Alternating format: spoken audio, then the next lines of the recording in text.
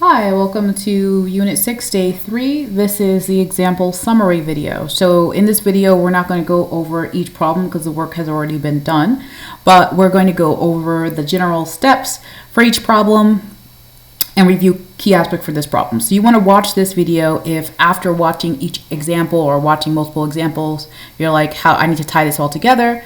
Or if you kind of figured it out and you just want someone to sort of run through the process to make sure you know what you're doing. So you do this either if you need extra support or not a lot of support.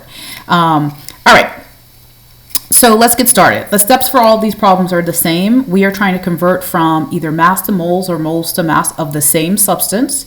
And so that means that we're at this section of the mole map. And if we're in this section of the mole map, we're going to use as our conversion factor 1 mole is equal to the molar mass of whatever that substance is in grams, okay?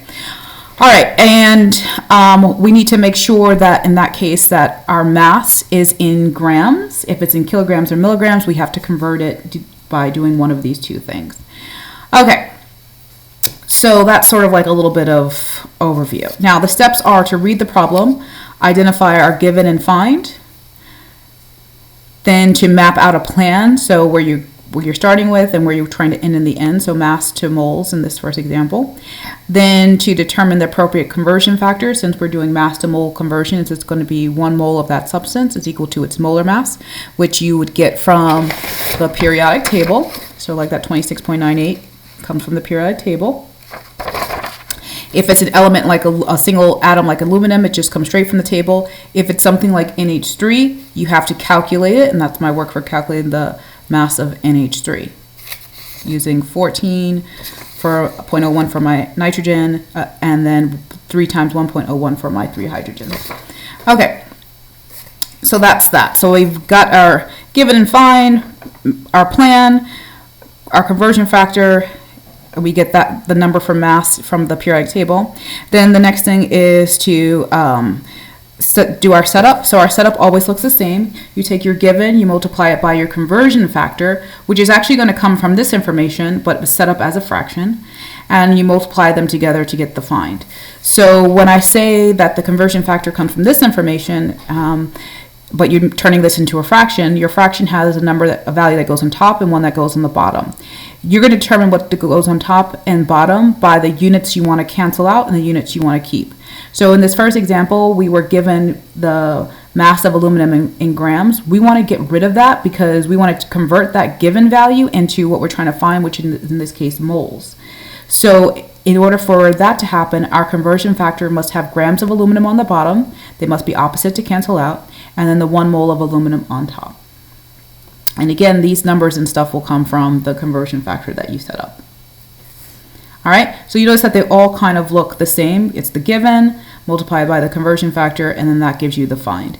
So in this example, we're starting off with moles of NH3, and we want to find grams of NH3. So my conversion factor is 1 mole of NH3 is equal to 17.04 grams of NH3. Got that from the periodic table, and here's my math underneath.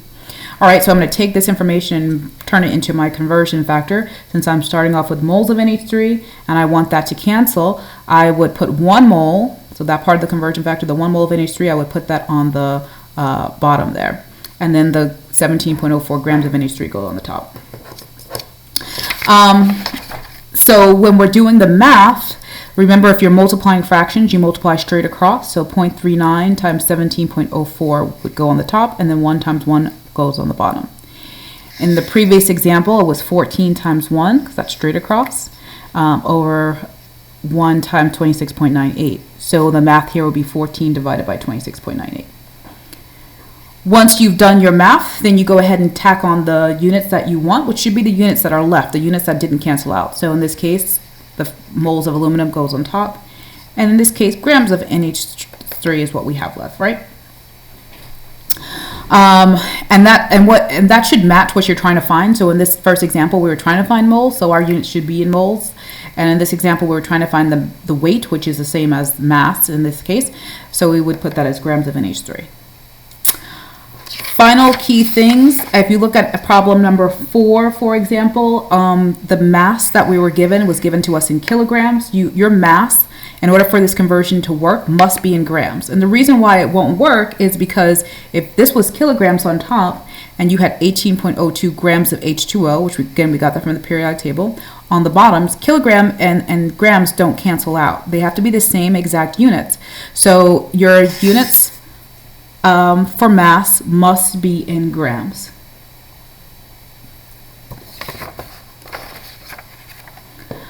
Okay, and to convert from kilograms to grams, we would multiply that number by 1,000. My work is shown here in dimensional analysis, but you can also just note what I wrote here, kilograms to grams multiplied by 1,000. If you're given your mass in milligrams and you want to go to grams, you divide by 1,000. So if you start with kilograms, multiply it by 1,000. If you start with milligrams, divide by that number by 1,000. Okay, so that's pretty much it. Those are the steps. Take your given, multiply it by your conversion factor, and make sure that the units that you don't want, your units of your given, cancel out, and the units of your find you can keep. So given, conversion factor, and then do your math to get your find. All right, folks, that was a quick short summary. I hope that was helpful. Have a quality day.